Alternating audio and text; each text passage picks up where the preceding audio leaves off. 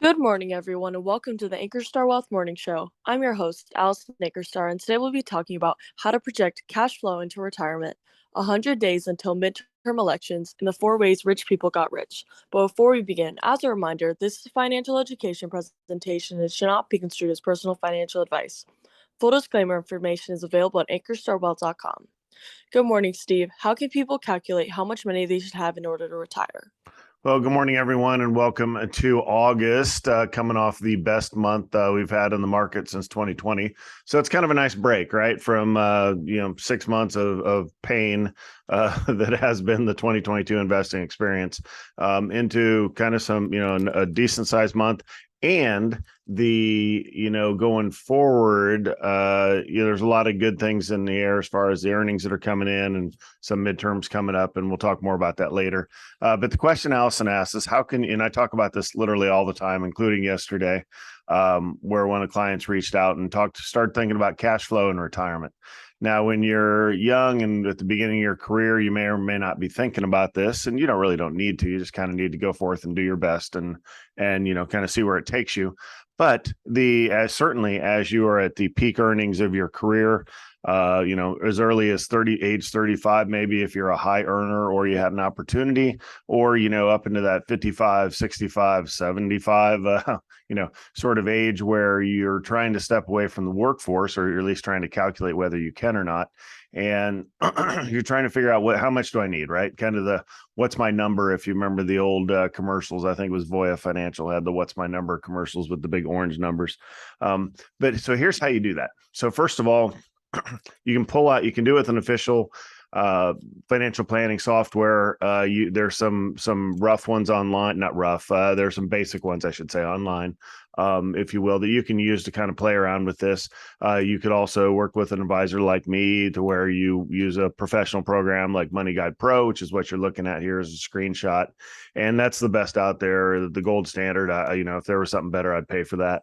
But this takes everything down to your entire lifetime of inputs, and you can see it's 77 pages long. So it's not for the weak of heart, if you will, for getting into the details here. But it kind of all comes down to a couple screens there right at the end of the financial plan, or almost towards the end, where it projects out where your money's coming from, right? So when you stop working, the income's gone. So you have to now calculate. You can do this with a piece of paper as well, or a napkin, if you will. And the first thing you look at is, do I or don't I have a pension? Now, those are becoming more rare, but there's sometimes some options to where you have pensions. And for the pension, say if you make $24,000 a year in your pension, that's $2,000 a month. So there's generally two columns you want to make. There's your annual, and then divided by 12 into monthly. Annual is a nice number, but monthly is what people use to pay their bills, right? What's my burn rate? How much do I live off of per month? So that's the first thing. If you have a pension, congratulations. First of all, you've earned it. Congratulations on taking the time to earn it. And then, put that down first. Here's your annual and your monthly. Then if you have an annuity, whether you purchased it or, whatever, if you have something that pays you regularly for the rest of your life, then you want to take that and put it next. So it's like a pension, but it's a little bit different, right? Because you do have some options with it. And you put that next. And then after that, you look at Social Security. Now, if you're retiring before full retirement age, which you can look down here on this chart, I know it's a lot of small numbers, but when the first person here, it's Matt and Kelly in this case, when Matt turns 67, you see a $50,000 jump in their post-retirement income, right?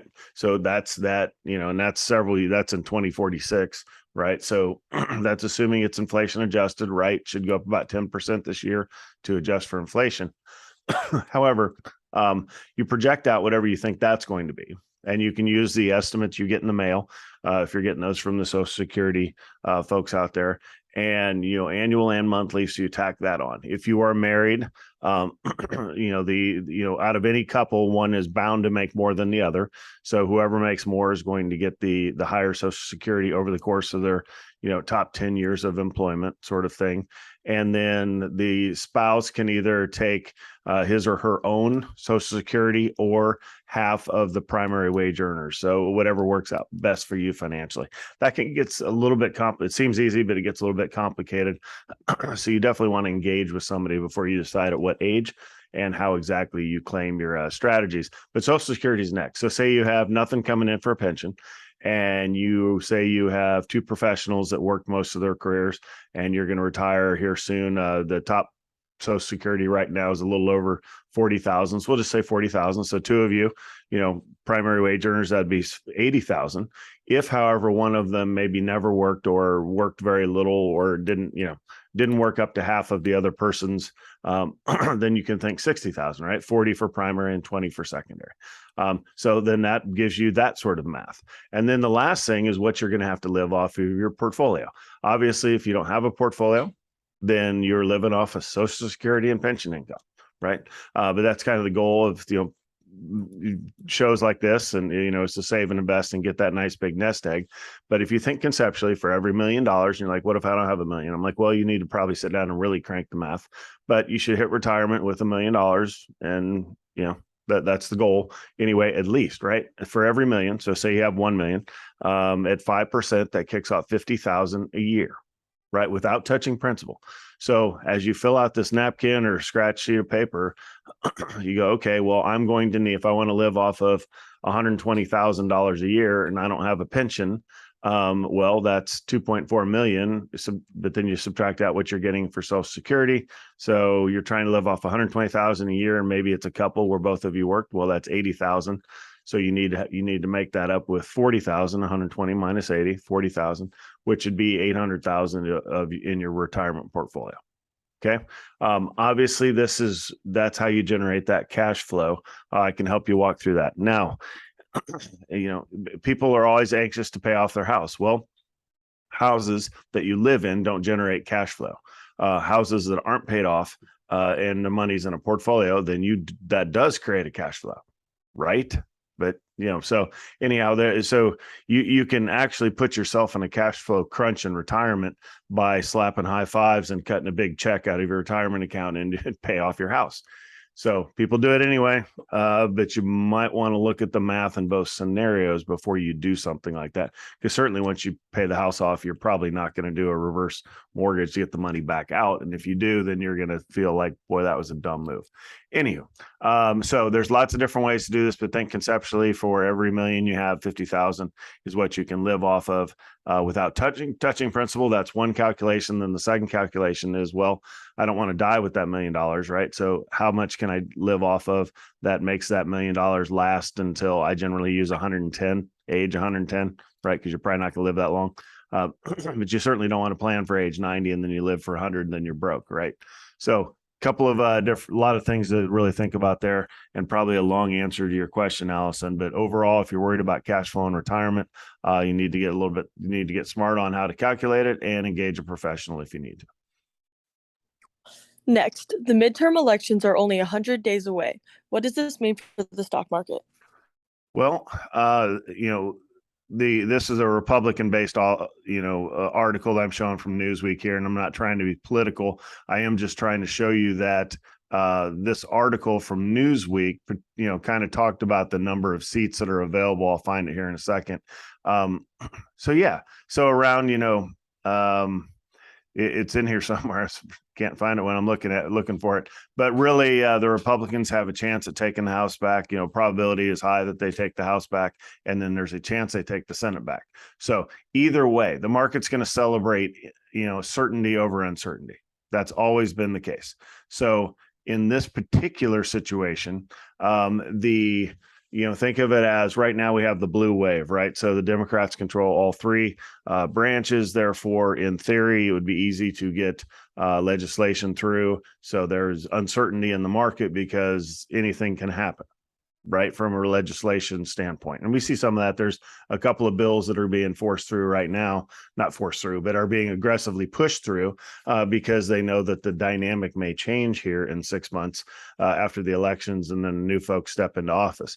Now, if you look traditionally, markets like gridlock in Washington.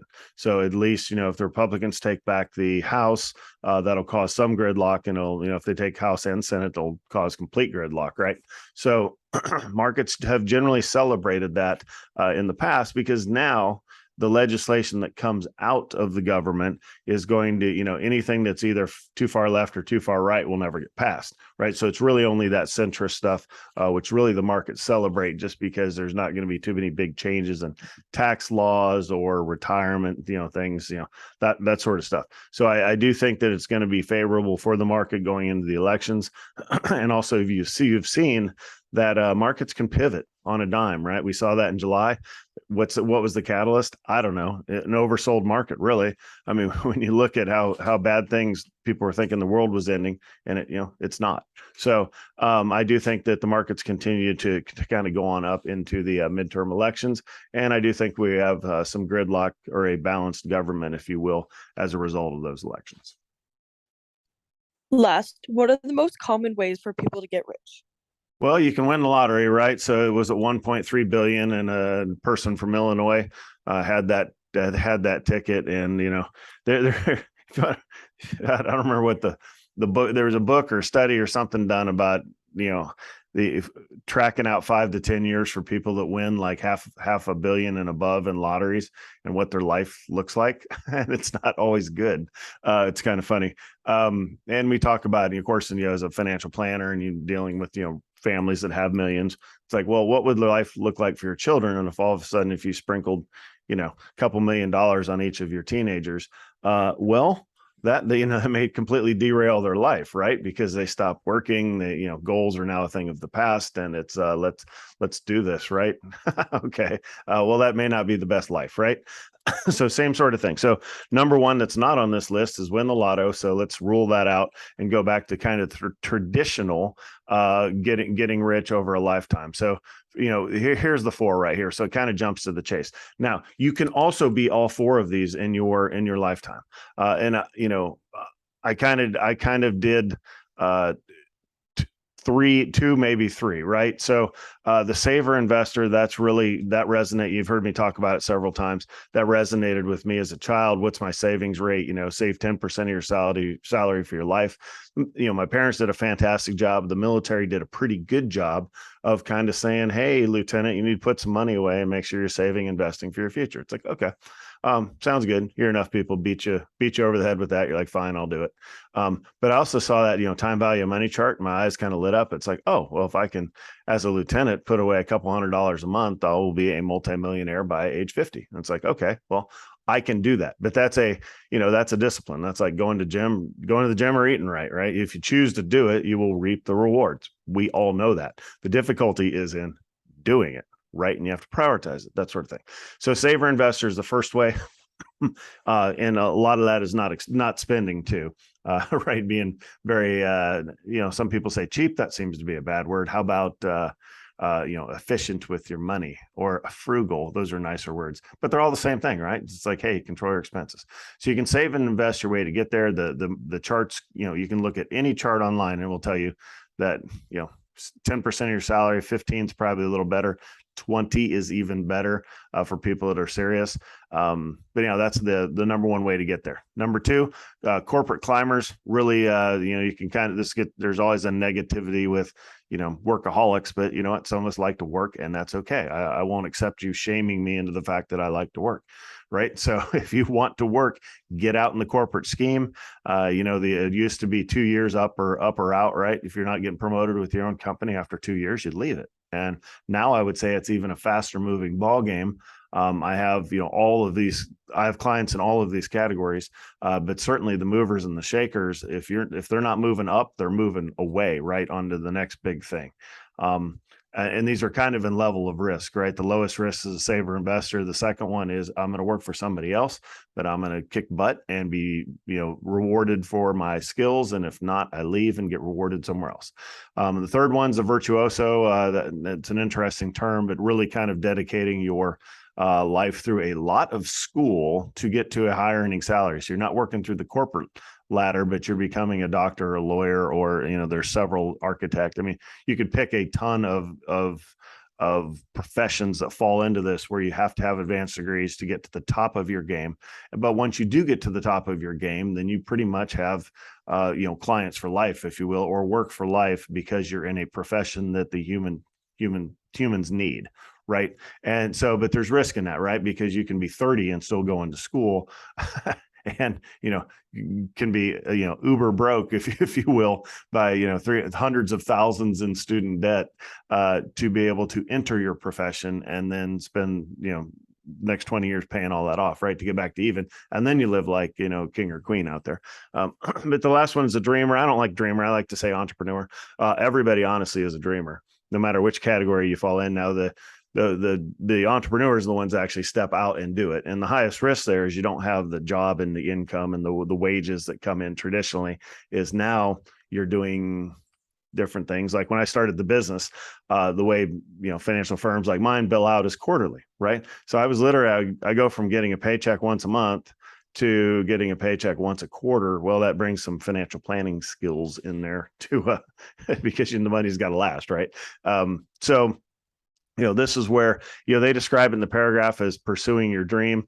I don't necessarily, I could talk endlessly about whether it's a dream or, it's pursuing your dream or not, but certainly you have to enjoy it, what you do, and you have to accept the risk of going off and creating something from nothing, or, going off in your career field and going for it, if you will, moving to LA to become an actor, that sort of thing, is where you're going to take that risk, and you live a non-traditional lifestyle to do so. So it kind of breaks it down to the four sort of things. And again, it's by risk. And like I said, on my own personal journey was I kind of played it safe by going into the military and, working hard at my career and becoming the best pilot I could be, and then hanging it all up and grabbing the pension, then going off to pursue my dream or be an entrepreneur, if you will. So anyhow, a lot to unpack there, but I think that's a great type of question.